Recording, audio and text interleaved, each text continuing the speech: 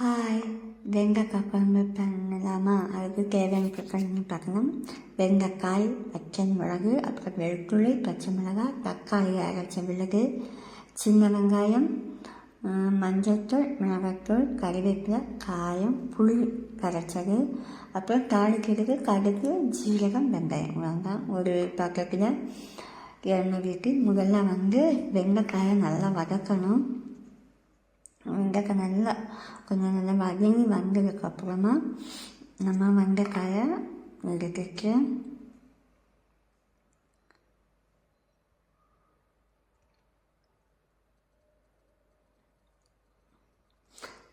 அதே பக்கத்தில் நம்ம கொஞ்சம் தேங்காய் எண்ணெய் கூட விட்டு கடுகு அடிக்கணும். கடுகு தாளிக்கிறதுக்கு கடுகு, வெங்காயம், ஜீரகம் இவ்வளவும் நல்லா பொரிஞ்சு வந்ததும் கறிவேப்பிலை போட்டுட்டு நம்ம சின்ன வெங்காயம் எவ்வளோ போடுறோமோ அவ்வளோக்கு நல்லா டேஸ்ட்டாக இருக்கும்.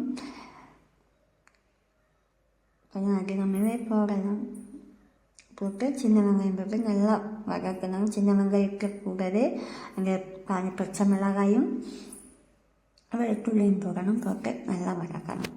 அது நல்லா வதங்கி வந்ததுக்கு அப்புறமா அது கூடவே நம்ம அரைச்சி வச்ச இப்போ நல்லா அது வதங்கினதுமே நம்ம அரைச்சி வச்ச தக்காளி விழுது. நான் 3 தக்காளி அரைச்சி வச்சுருந்தேன். அந்த மிளகு இதையும் சேர்த்துட்டு அந்த பச்சை வாசனை போன வரைக்கும் கொஞ்சம் வதக்கி விட்டுட்டு பச்சை வாசனை போனதுமே அது கூட மசாலா சேர்க்கலாம்.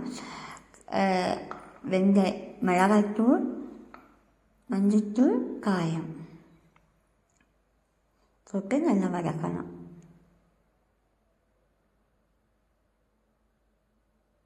அதுவுமே கொஞ்சம் பச்சை வாசனை போனதுக்கப்புறமா நம்ம கரைச்சி வச்சா புளி தண்ணி அதில் வைத்து கொஞ்சம் அது கூடவே கொஞ்சம் நமக்கு தேவைன்னா ஒரு டம்ளர் தண்ணி கூட வைத்து நல்லா கொதிக்க விடணும்.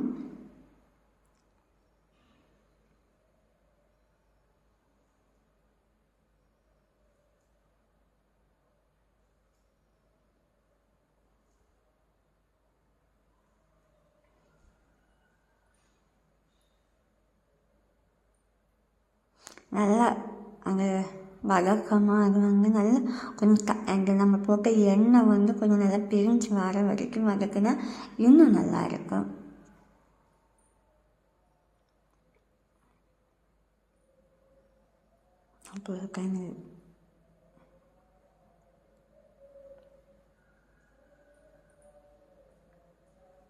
அப்புறமா ஒரு டம்ளர் தண்ணி ஊற்றி அதை நம்ம நல்லா கொதிக்க வச்சாலும் கொதித்ததுக்கு அப்புறமா அதுக்கு தேவையான உப்பு கூட போட்டு கொதிக்க வச்சுட்டு அதில் வெண்டைக்காய் நம்ம முதல்ல வதக்கி வச்சா வெண்டைக்காயை இது கூட போட்டுட்டு அது கூட வேறு இனிப்பு கொஞ்சமாக சர்க்கரை போட்டாலும் நல்லாயிருக்கும், போகலைனாலும் நல்லாயிருக்கும்.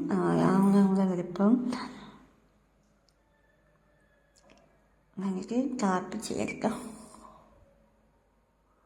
சூப்பரான வெண்டைக்காய் கறி ரெடி. இதை ஆற வச்சுட்டு கொஞ்சம் ஆறுனதுக்கப்புறம் சூடு